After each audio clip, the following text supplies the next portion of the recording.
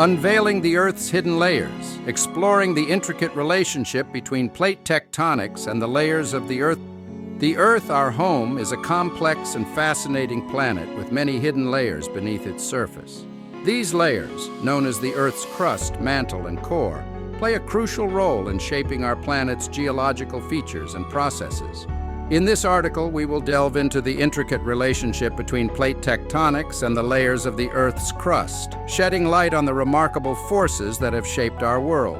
Understanding plate tectonics and their role in Earth's structure. Plate tectonics is a scientific theory that explains the movement and interaction of the Earth's lithospheric plates.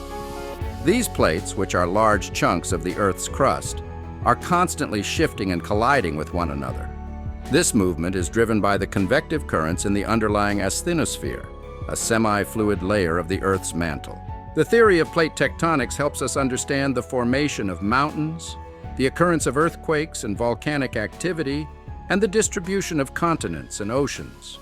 It reveals the dynamic nature of our planet's structure and provides a framework for studying the Earth's hidden layers. The relationship between plate tectonics and the Earth's crust. Plate tectonics and the Earth's crust are intimately connected. The lithospheric plates, which make up the Earth's crust, float on top of the semi-fluid asthenosphere. As the plates move, they interact with one another in various ways, giving rise to different geological features. Convergent boundaries occur when two plates collide.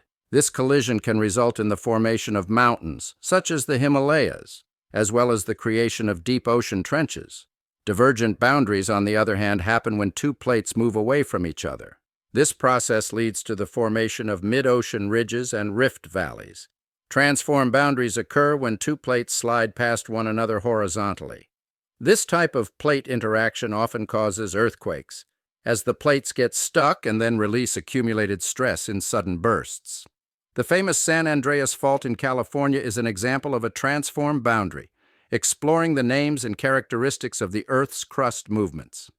Plate tectonics is responsible for various movements of the Earth's crust, each with its own unique characteristics and names. These movements, which occur along plate boundaries, shape the geological features we see today. Subduction is the process where one lithospheric plate is forced beneath another plate. This movement leads to the formation of deep ocean trenches and volcanic arcs. The collision of two continental plates can result in the formation of vast mountain ranges, like the Andes or the Alps. Rifting occurs when a divergent boundary forms between two plates, causing the lithospheric crust to split apart. This process is responsible for the formation of rift valleys, such as the East African Rift System. It is also associated with the creation of new ocean basins, like the Red Sea. Transform faults are characterized by the horizontal movement of lithospheric plates. These faults often result in earthquakes, as the plates slide past each other. The well-known San Andreas Fault in California is an example of a transform fault. The effects of fracking on plate tectonics. Fracking, or hydraulic fracturing, is a controversial technique used to extract natural gas and oil from deep underground. It involves injecting large volumes of water, sand, and chemicals into rock formations to release the trapped hydrocarbons. While fracking has revolutionized the energy industry, it also has potential implications for plate tectonics. In conclusion, the Earth's hidden layers are a testament to the remarkable forces that have shaped our planet over billions of years. Plate tectonics provides a framework for understanding the relationship between the Earth's crust and the dynamic movements of the lithospheric plates. By studying plate tectonics, we can appreciate the intricacies of our planet's geological processes and gain insights into the formation of mountains, the occurrence of earthquakes and volcanic activity, and the evolution of continents and oceans. As we continue to explore and uncover the mysteries of the Earth's hidden layers, it is crucial that we do so responsibly and sustainably. By understanding the impact of human activities such as fracking and subterranean nuclear testing on plate tectonics, we can minimize the negative consequences and preserve the delicate balance of our planet. The effects of fracking on plate tectonics. Fracking, or hydraulic fracturing, is a controversial technique used to extract natural gas and oil from deep underground. It involves injecting large volumes of water, sand, and chemicals into rock formations to release the trapped hydrocarbons. While fracking has revolutionized the energy industry, it also has potential implications for plate tectonics. One concern is that the high-pressure injection of fluids during fracking can induce seismic activity. Studies have shown a correlation between fracking operations and increased earthquake activity in certain regions. The injection of fluids can lubricate faults, reducing the friction that keeps them locked. This can lead to the release of accumulated stress, resulting in earthquakes. Another concern is the potential for contamination of groundwater and surface water due to the chemicals used in fracking. This contamination can have long-term impacts on the environment and ecosystems, affecting the delicate balance of the Earth's hidden layers. The impact of subterranean nuclear testing on plate tectonics, subterranean nuclear testing, which involves detonating nuclear devices deep underground, has been conducted by several countries for various purposes, including weapons development and scientific research. While the direct impact of these tests on plate tectonics is relatively small, they can have unintended consequences. The energy released during a nuclear explosion can induce seismic waves, similar to an earthquake. These waves can propagate through the Earth's crust and be detected by seismographs. In some cases, underground nuclear tests have triggered small earthquakes or caused existing faults to slip, resulting in seismic activity. Furthermore, the radioactive fallout from nuclear tests can have long-lasting effects on the environment and human health. Radioactive isotopes can enter the groundwater and surface water, contaminating ecosystems and posing risks to both wildlife and humans. These impacts highlight the interconnectedness of the Earth's hidden layers and the importance of responsible scientific practices. Case studies and examples of how plate tectonics affect the Earth's crust. To truly appreciate the impact of plate tectonics on the Earth's crust, let's explore some case studies and examples from around the world. One noteworthy example is the formation of the Himalayan mountain range. The collision between the Indian and Eurasian plates has resulted in the uplift of the Himalayas, the highest mountain range on Earth. This ongoing collision continues to shape the landscape and contribute to seismic activity in the region. Another case study is the formation of the Mid-Atlantic Ridge. This underwater mountain range runs through the Atlantic Ocean, where the North American and Eurasian plates are moving apart. The volcanic activity along this ridge has created new oceanic crust, contributing to the expansion of the Atlantic Ocean. In addition, the Ring of Fire, a major area of volcanic and seismic activity, exemplifies the impact of plate tectonics on the Earth's crust. This region, which encircles the Pacific Ocean, is characterized by subduction zones, where the Pacific Plate is being forced beneath surrounding plates. The resulting volcanic eruptions and earthquakes have shaped the landscapes and influenced the lives of millions of people. The importance of studying plate tectonics for geological research. Studying plate tectonics is crucial for advancing our understanding of the Earth's hidden layers and the processes that shape our planet. By unraveling the complex interactions between the lithospheric plates, we can gain insights into the formation of mountains, the occurrence of earthquakes and volcanic activity, and the evolution of continents and oceans. Plate tectonics also provides a framework for geological research and exploration. It helps scientists identify areas of high seismic activity and volcanic hazards, aiding in the assessment of risks and the development of mitigation strategies. Understanding plate tectonics is essential for predicting and preparing for natural disasters, as well as for managing Earth's resources sustainably. Future prospects and advancements in understanding plate tectonics. As technology advances and our knowledge grows, we can expect further advancements in our understanding of plate tectonics and the Earth's hidden layers.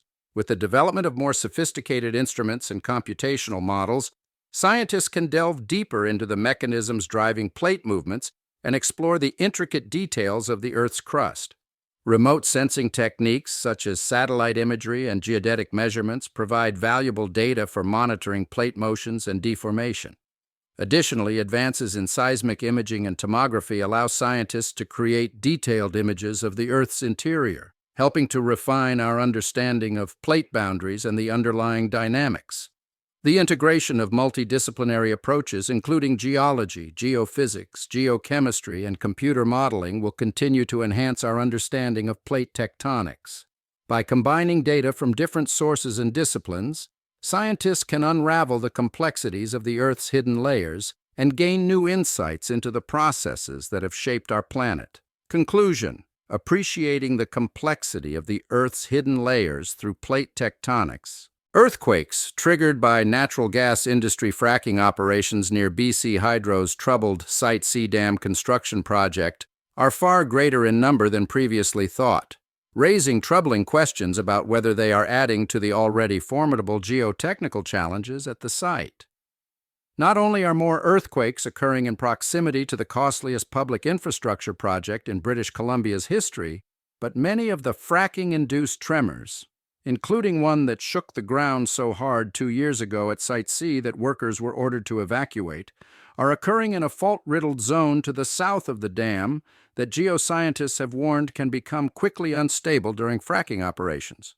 Now, thanks to the work of David Leversey, an experienced mapper, the Canadian Centre for Policy Alternatives is able to show for the first time just how many earthquakes are occurring in proximity to the troubled dam project, which is mired in controversy due to recent revelations about a host of new geotechnical problems at the site, problems that could yet prove the project's undoing. In 2017 and 2018 alone, there were 6,551 earthquakes in the region equal to or greater in magnitude than 0.8. That number vastly surpasses the 71 earthquakes identified in the same region in Canada's National Earthquake Database, which is maintained by Natural Resources Canada, NRCan, and is typically considered the go-to voice on earthquakes in the country. In addition to those thousands of earthquakes, there were more than 4,100 other very small magnitude seismic events in the same area that registered under 0.8 magnitude. Almost all of the earthquakes occurred in the geologically sensitive zone where Site C is located and where fracking companies have been extremely active. This paper aims to document a scientific linkage between the underground testing of nuclear weapons and global warming. An empirical analysis of CO2 and fossil fuel data post-1945 suggests that global warming is not clearly attributable to greenhouse gas emissions alone. Our data indicates beyond statistical doubt a direct linkage between the rise in CO2 levels and underground bomb testing, rendering adverse consequences like global warming, radioactive contamination of terrestrial and marine ecosystems, and major disruptions to temperature patterns around the world. The derivative carbon footprint of underground nuclear testing is colossal and can bring about devastating human-induced climate changes which are not just massive but potentially irreversible. A British study published in the Physical Review Letters Journal documented that nuclear bomb testing during the 1960s may have played a significant role in altering climate patterns around the world.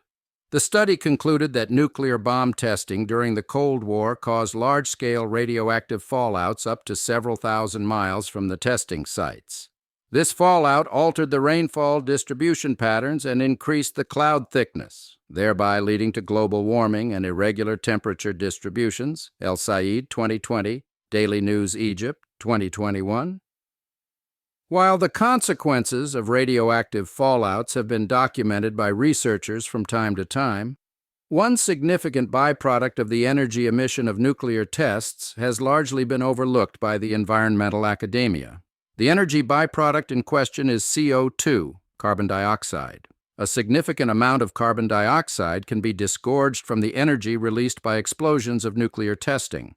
If all the energy released by a 1 kiloton nuclear bomb, an explosive force equal to that of 1,000 tons of TNT, trinitrotoluene, were to be absorbed by water, the CO2 released would be the equivalent of 1,250 people for 75 years, using the lifetime footprint of 20 tons.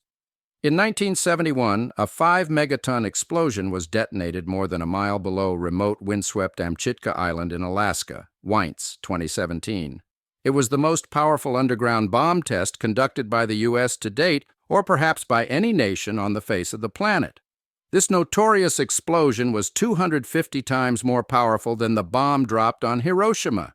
If measured on the Richter scale, the explosion would return a result of 7.0, equivalent to the earthquake that destroyed Haiti in 2010. Increasing concern about radioactive contamination of groundwater from underground nuclear tests has reinforced the need for a basic understanding of how the radionuclide inventories of such tests enter and migrate through groundwater. As a basis for studying these processes, the physically and thermally disturbed geologic environment produced by such tests and its relation to the post-test distribution of radionuclides is discussed from a conceptual perspective.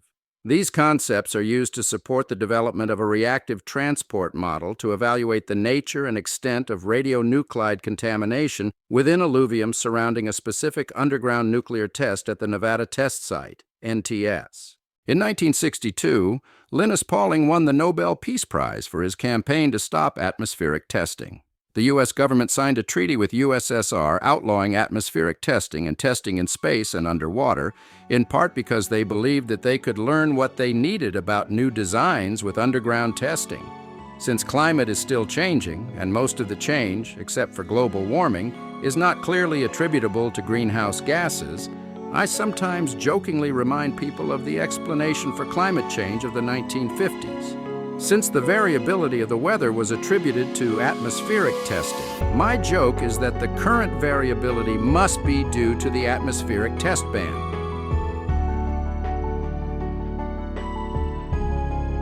In an underground test, a hole is dug at the end of a tunnel, big enough so that the initial expansion of the fireball can be measured and studied before it hits the walls. After the explosion, there is typically a large spherical cavity underground with a layer of melted rock on its inner surface. The explosion creates an earthquake that can be measured around the world. It can be distinguished as a nuclear explosion by several indicators, including the fact that it is mostly P-wave, compressional, with very little shear, S-wave, and the fact that the epicenter is typically shallow. Based on everything we have learned here today, I think it would probably be better if we do not drop any more nuclear bombs and to stop fracking.